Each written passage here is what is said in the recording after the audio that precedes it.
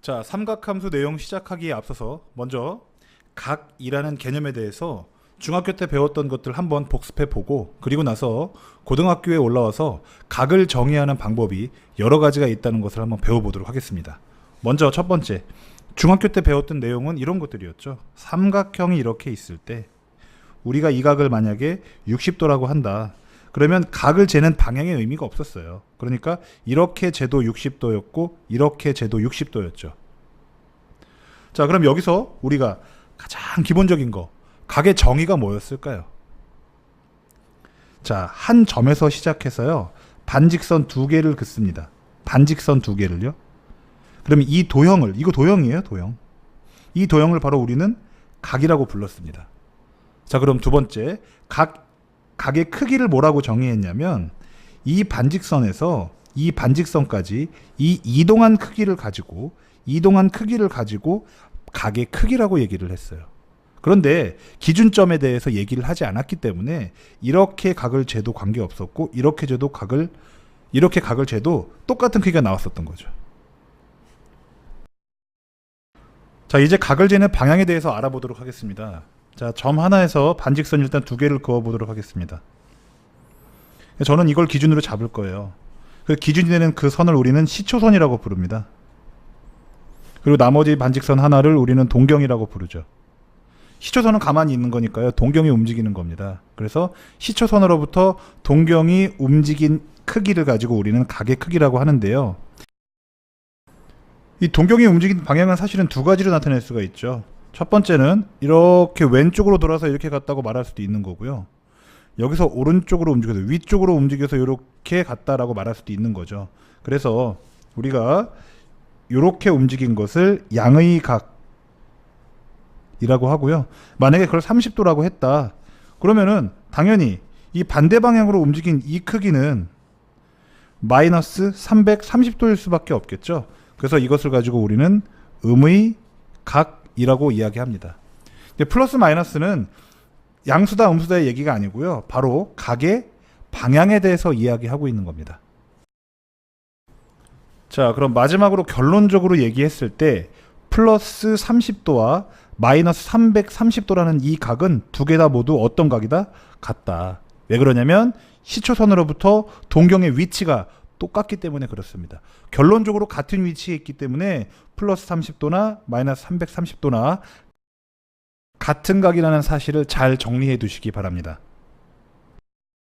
자, 이번에 배울 각의 표현 방식은 일반각이라는 것입니다. 자, 반직선 두 개를 긋고요, 그 각의 크기를 제가 40도라고 하겠습니다. 그러면 이 40도를 제가 이렇게 한 번에 40도만 움직여서 잰 걸 수도 있지만, 이렇게 한 바퀴 돌아서 여기까지 왔다고 생각을 하면 360도 더하기 40도가 돼서 400도라고 할 수 있을 겁니다. 근데 이 400도랑 40도랑 어때요? 결국은 크기가 똑같죠.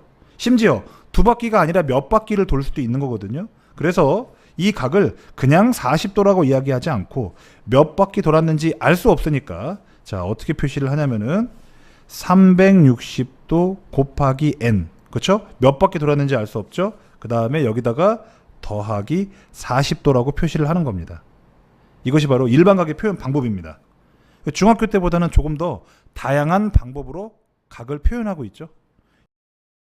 자, 네 번째, 이제 편각이라는 말이 나오는데요. 이 편각은 정말 잘 이해를 하고 계셔야 돼요. 왜냐하면 이 편각, 즉 각을 재는 방식 중에 하나지만 좌표 평면에서 각을 재는 방식을 나타내는 게 바로 편각이거든요. 바로 이것은 삼각함수의 정의와 아주 완벽하게 밀접하게 관련되어 있기 때문에 여러분들께서 정확히 이해를 하셔야 돼요. 정의를 처음부터 제대로 알고 있는 것이 수학을 잘하는 열쇠입니다. 아시겠죠? 자, 그러면 일단 편각이라는 건 좌표 평면 위에서 각을 읽는 방법이에요. 그러니까 좌표 평면이 없으면 편각을 나타낼 수가 없는 거죠. 자, 거기에 선이 이렇게 있을 때 여기가 지금 X축이잖아요. 그렇죠? 그러면은 오른쪽으로 이렇게 움직이는 게 X축의 양의 방향이죠. 그래서 바로 X축의 양의 방향으로부터라는 말을 쓴 거예요. 이 X축의 양의 방향, 요 방향이요. 그러니까 이 방향 말고 이 방향이 바로 뭐가 되냐면 시초선이 되는 거예요. 아까 같이 기준이 되는 거고요. 그 다음에 이렇게 숫자가 있을 때 여기서부터 이렇게 잰 각을 우리는 편각이라고 부릅니다. 당연히 이렇게도 잴 수 있어요. 만약에 이렇게 잰 게 세타다. 그러면은 이렇게 잰 거는 만약에 베타다라고 했을 때 역시 베타는 음수로 나오겠죠. 그렇죠? 세타는 아마 양수로 나올 거고요. 그렇죠? 중요한 건 뭐냐면 늘 편각이라는 말을 하려면 기준이 뭐다? x축의 양의 방향이라는 거다. 요걸 정확히 이해하셔야 됩니다. 자, 여기 보시는 바와 같이 사다리꼴이 있다고 쳐볼게요. 그러면 제가 만약에 x축, y축을 딱 여기에 잡았어요. 그러면 이 각 알파는요, 편각이다 라고 말을 해줘도 괜찮죠. 그런데 만약에 제가 알파, 베타를 이렇게 잡지 않고, 자, 파란색으로 만약에 이렇게 잡았다고 칩시다. 이렇게 잡았어요. 그러면 우리가 얘기하는 편각은 이만큼이에요. 즉 베타는 편각이라고 표현할 수가 없는 거죠. 오히려 베타는 180 마이너스 편각 이라는 방식으로 표현할 수가 있겠죠. 아시겠죠? 그래서 우리가 편각을 이야기할 때는 그냥 도형위에서 얘기하는 게 아니라 이 도형 자체를, 여기에 존재하는 이 도형 자체를 좌표 평면 위에다 올려놔야만이 그 도형 안에서 편각이라는 개념을 이야기할 수가 있다. 이렇게 이해하시면 되겠습니다. 자, 호도법에 대해서 정의해 보도록 하겠습니다. 먼저 우리 이 반지름 길이를 R이라고 하고요. 그 다음에 이 호의 길이도 R이라고 할 때, 그러니까 다시 한번 설명을 하자면, 자, 이 반지름 길이하고 호의 길이하고 이게 이렇게 조금씩 벌어지다 보면 똑같은 그런 어떤 각도가 나올 거예요. 그래서 그 각을 바로 우리가 1 라디안이라고 부릅니다. 그 단위를 쓰지를 않아요. 그래서 그냥 1이라고 말을 하죠. 자, 그럼 이 상태에서 요 중심각하고 정확히 2배가 되는 중심각을 그려보면 이 호의 길이도 2배가 되겠죠. 그걸 한번 눈으로 직접 보도록 하겠습니다. 자, 오른쪽에 그림을 보시면 제가 여기 제가 그렸던 그림을 똑같이 2개를 복사해서 오른쪽에다 붙였어요. 보이시죠? 자, 중심각이 2배가 되니까 호의 길이도 정확히 몇 배가 됐어요? 2배가 됐죠. 그러면 이제 호의 길이는 얼마다? R 더하기 R이 돼서 2R이 된 거고요.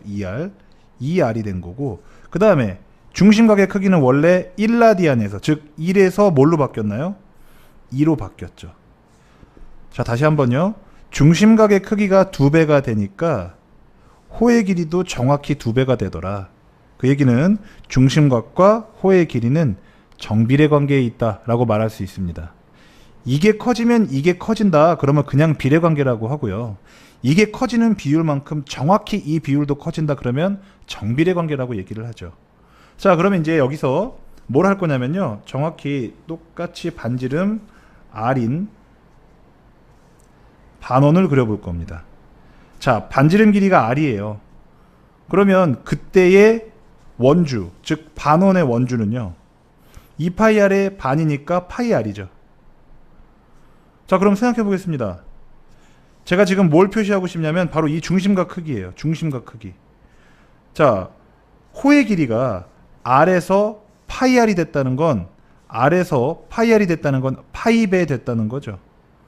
그러면 중심각 크기도 원래 1이었으니까 여기 몇 배가 되겠어요? 똑같이 파이배가 되겠죠. 그럼 1에다가 파이 곱하면 어떻게 돼요? 파이 라디안이죠. 하지만 우리는 라디안을 부르지 않죠. 쓰지 않죠. 그래서 파이가 되는 겁니다.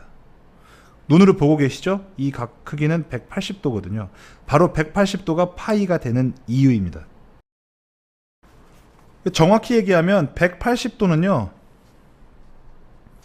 파이 라디안하고 똑같아요. 근데 라디안이라는 단위는 무조건 생략한다 그랬죠. 그래서 180도를 파이라고 부르는 겁니다. 아시겠죠? 자, 파이가 180도라면 이 파이는 몇 도가 될까요? 파이의 2배니까 360도가 됩니다. 자, 그러면 자주 쓰는 각도들을 파이를 통해서 표현을 해보도록 하겠습니다. 먼저 2분의 파이 하면 바로 몇 도가 되냐면 90도가 될 거고요. 그 다음에 3분의 파이 하면 60도가 될 겁니다. 그 다음 6분의 파이를 하면 30도가 되겠죠. 자, 그럼 지금 구해놓은 걸 가지고 좀 응용을 하자면 2분의 3파이는 어떻게 되겠어요? 2분의 파이를 3배 하니까 270도가 되겠죠. 자, 그 다음에 뭐 3분의 2파이는요, 2배를 하니까 역시 120도가 되겠습니다. 자, 그 다음에 6분의 5파이, 역시 5배 했으니까 5배 하면은 150도가 되겠죠. 그래서 이와 같이 각도를 파이를 통해서 나타낼 수가 있습니다. 이제 고등학교에 올라오시면 각도는 더 이상 쓰지 않고 모두 다 이렇게 파이를 표현해서 각도를 표현하니까 많이 익숙해지셔야 돼요. 계산을 하시는 방법을 알려드리도록 하겠습니다. 먼저 각도를요. 각도를 자 파이로 바꾸고 싶다. 그러면은 각도에다가 곱하기 180분의 파이를 곱하시면 됩니다. 그렇죠? 그 다음에 파이를 다시 각도로 표현하고 싶다. 그러면은 자 파이에다가요. 곱하기 파이분의 180을 해주시면 돼요. 아시겠죠? 파이가 사라지면서 그 숫자에 180을 곱해주면 바로 다시 각도로 바꿀 수가 있습니다. 자, 호도법을 사용하는 이유에 대해서 좀 알아보도록 하겠습니다. 호도법은요, 현실적인 이유에서 호도법을 사용하게 되는 것이 아닙니다. 순전히 수학적인 목표를 위해서 수학적인 도구로서 만들어진 거예요. 자, 무슨 뜻이냐면 예를 들어 만약에 여기 20도라는 숫자가 있고 더하기 3이라는 숫자가 있어요. 그런데 20도라는 건 단위가 있죠. 3은 단위가 없어요. 그러니까 연산을 할 수가 없는 거예요. 그런데 만약에 파이 플러스 1이다 이렇게 바꿔놓으면 얘는 3.14라는 숫자를 가지고 있는 거잖아요. 무리수긴 하지만 그러면은 4.14 어쩌고 이런 수식으로 숫자로 나타낼 수가 있다는 겁니다. 연산이 가능한 거예요. 우리가 삼각 함수를 얘기할 때 자 정의역을 실수에서 공역 실수로 대응하는 함수를 만들고 싶어 한단 말이에요. 그런데 갑자기 이 정의역에 뜬금없는 이런 각도가 들어간다고 했을 때에는 정의역에 있는 숫자 또는 각도 이런 것들을 제대로 처리하기가 어려운 거예요. 그래서 각도에서 단위를 없애고 결국은 사실은 각도를 실수 취급하기 위해서 호도법을 사용하는 거고요. 그렇게 해서 할 수 있는 건 바로 결국 연산이 가능하게끔 만들어준다 이겁니다. 아시겠죠? 자, 중심각과 부채꼴 호의 길이 관계를 알아보도록 하겠습니다. 자, 먼저 우리가 알고 있는 게 뭐였냐면 처음에 호도법을 배울 때 중심각과 그 다음에 호의 길이가 정비례한다는 것을 배웠어요. 그러면 일단 원 전체에서 봤을 때 중심각 360도 즉 호도법으로 표시하면 2파이가 되겠죠. 2파이일 때 그때의 호 그러면 그건 원주가 되겠죠. 그럼 자 반지름의 길이를 우리가 r이라고 했을 때 원주의 길이는 2파이 r이 되겠죠. 맞습니까? 그럼 얘랑 뭐랑 똑같은 거죠? 지금 이 그림에서 요 부채꼴에서의 의미를 보면 중심각 세타일 때 호가 l이 되겠네요. 자, 이 식을 정리해 볼게요. 자, 이거 대 이거는 이거 대 이거랑 같으니까 파이파이 약분되죠. 그래서 1대 r은 세타 대 l이다. 그럼 이렇게 곱한 게 이렇게 곱한 거 같은 거죠. 그래서 나온 게 l은 뭐다?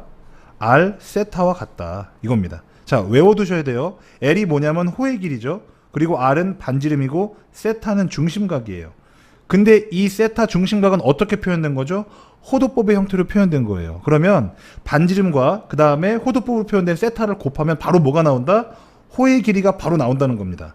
반드시 완벽하게 외워두고 늘 바로바로 써먹으실 수 있도록 익숙하게 만들어 두시기 바랍니다.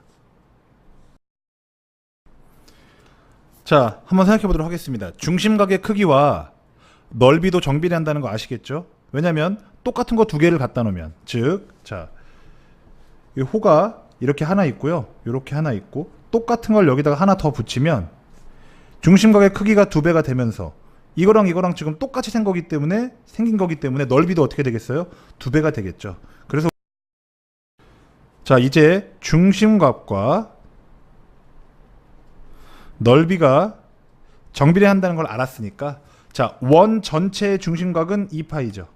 원 전체의 넓이는 파이 r제곱이죠. 자, 그리고 지금 이 도형의 경우 여기 나와 있는 도형의 경우 중심각은 세타죠. 그 다음에 넓이는요 s로 두었어요. 자, 그럼 마찬가지죠. 이 두 개의 비가 같다는 거 알고 있죠. 자, 파이파이 이렇게 해서 약분해 주면은 2대 r제곱은 세타 대 s입니다. 이렇게 곱한 게 이거랑 같으니까요. 결국 s는요 2분의 1 r제곱 세타가 됩니다. 자, 마찬가지로 우리 바로 앞에서 지금 뭐 배웠냐면은 호의 길이 l은 뭐랑 똑같다고 배웠냐면은 r 세타랑 똑같다고 그랬거든요. 그럼 얘를 2분의 1 r 곱하기 세타라고 쓰면 이건 l이라고 쓸 수 있죠. 그래서 결국 어떻게도 쓸 수 있냐면 2분의 1 rl이라고 쓸 수도 있습니다. 자, 이 두 가지가 바로 부채꼴 호의 넓이를 표현하는 방법입니다. 공식 정확하게 외워두시고 아주 자유자재로 쓸 수 있도록 익숙하게 연습을 하시기 바랍니다. 자, 중학교 때 배웠던 삼각 B와 고등학교 때에서 배우는 삼각 함수의 차이에 대해서 알아보도록 하겠습니다. 먼저 좀 기억을 떠올리면 삼각 함수는 도형 자체를 직각 삼각형에서만 찾을 수가 있었습니다. 자, 그 기억을 한번 떠올려 보면, 자, 직각 삼각형을 이렇게 그려서 여기를 알파라고 하고, 그 다음에 여기 직각이죠. 길이를 A, B, C라고 하면은, 자, 사인 알파는 뭐라고 했었죠? 사인 알파는 B분의 C였죠. B분의 C. 그 다음에 코사인 알파는요? B분의 A였죠. 그래서 B분의 A. 그 다음에 탄젠트 알파는요? A분의 C였죠. 자, 이와 같이 직각 삼각형에서 또 사인 알파 자리에 들어갔을 이 각은요, 이 각은 90도보다 작은 각이었기 때문에 예각만 다룰 수 있었어요. 예각만. 자, 하지만 삼각함수는 그 단점을 극복하기 위해서 삼각함수는 모든 각을 다룰 수 있게 합니다. 자, 모든 각을 다룰 수 있기 때문에 꼭 직각 삼각형이 필요한 것도 아니죠. 자, 그 정의 방법에 대해서 알아보도록 하겠습니다.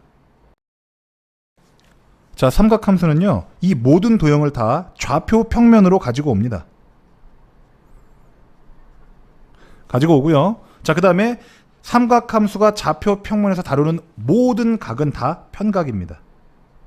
일맥상통하죠? 편각이라는 것 자체가 좌표 평면 안에서 각을 정의하는 방법이었기 때문에 그렇습니다. 자, 그럼 여기다가 제가 이렇게 반직선을 하나 표시를 해보고요. 자, 이거를 세타라고 하겠습니다. 세타는 편각이 되겠죠? 왜냐하면 x축의 양의 방향으로부터 잰 각이니까요. 그렇죠? 자, 그리고 이 좌표를요, 정확히 이 좌표를요, x, y라고 하겠습니다. 자, 그리고 원점으로부터 이 x, y까지의 거리를 r이라고 한 상태에서 사인, 코사인, 탄젠트를 정의해 보도록 하겠습니다. 자, 먼저 직각 삼각형을 이렇게 그립니다. 하나. 자, 그리고요, 여기서부터 여기까지의 좌표가 x, 여기서 여기까지 좌표가 y입니다. 자, 삼각 함수는요, 삼각 B와는 달리 길이를 이용하지 않습니다. 전부 다 좌표를 이용해요. 그래서 x랑 y는 좌표 그대로를 사용하고요. 이 r이라는 건 애초에 정의 자체가 원점으로부터 그 정해진 그 점까지의 거리이기 때문에 r은 늘 플러스입니다.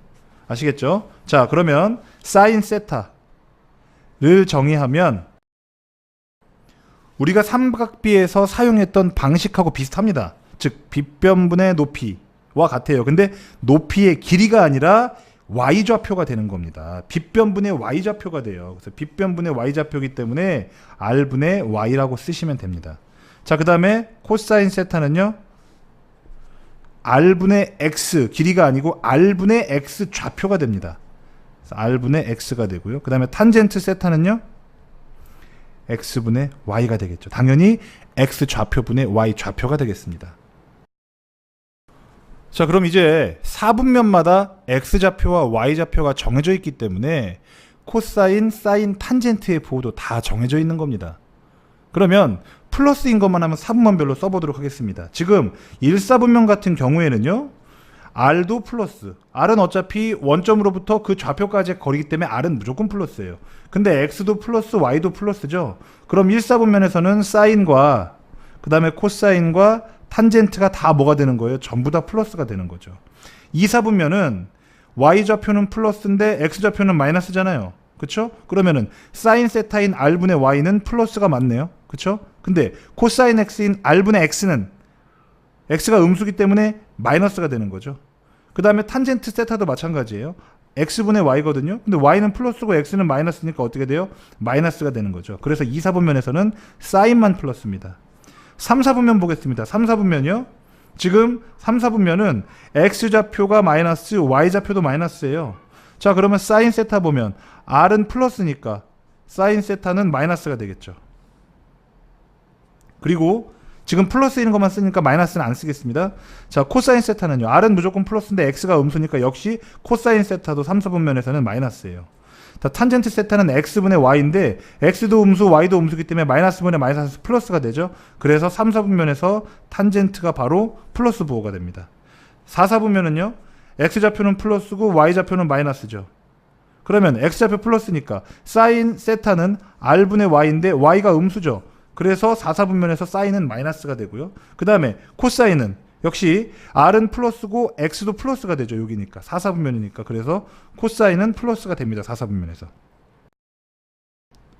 자, 각 4분면에서 사인, 코사인, 탄젠트의 부호를 정했으니까 깨끗하게 정리를 해 두시고 외워 두시기 바랍니다.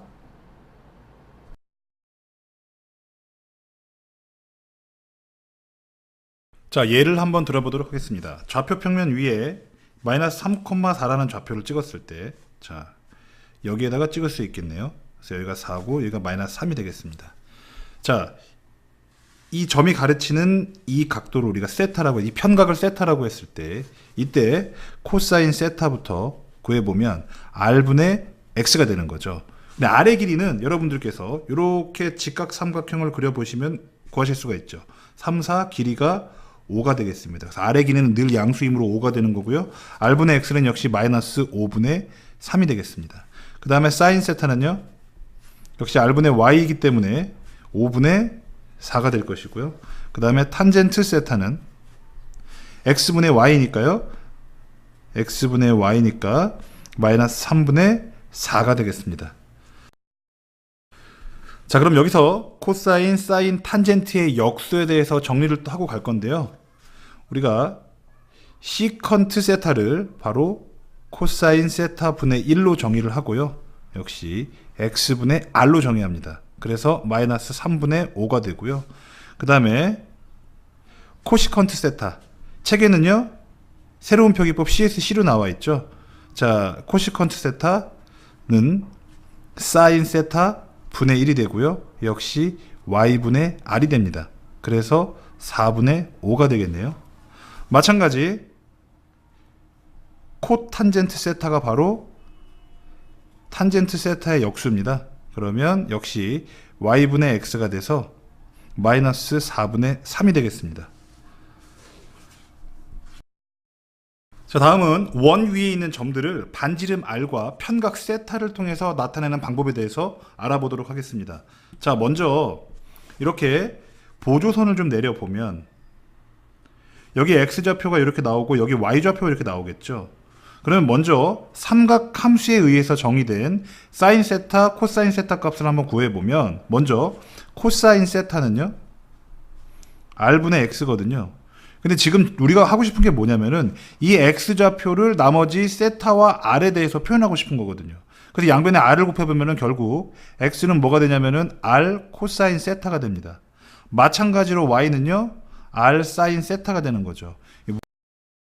자, 이렇게 되면 우리가 이 좌표, 이 노란색 점의 좌표 자체를 r과 세타로, 즉 삼각피로서 표현할 수가 있는 겁니다. 이 좌표는요 몇 콤마 몇이냐면 r 코사인 세타, r 사인 세타가 되는 겁니다.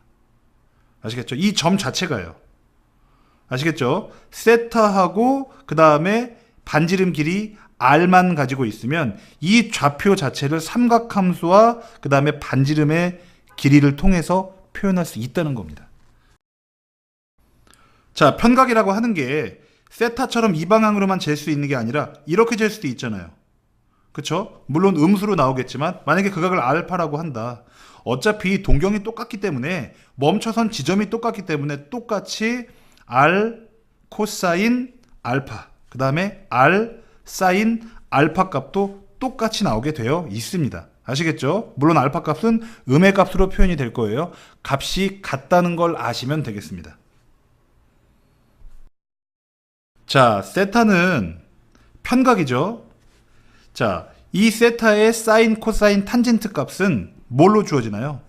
좌표로 주어지기 때문에 1, 4분면에 있던 2, 4분면에 있던 3, 4분면에 있던 관계없이 정의 방식은 똑같습니다.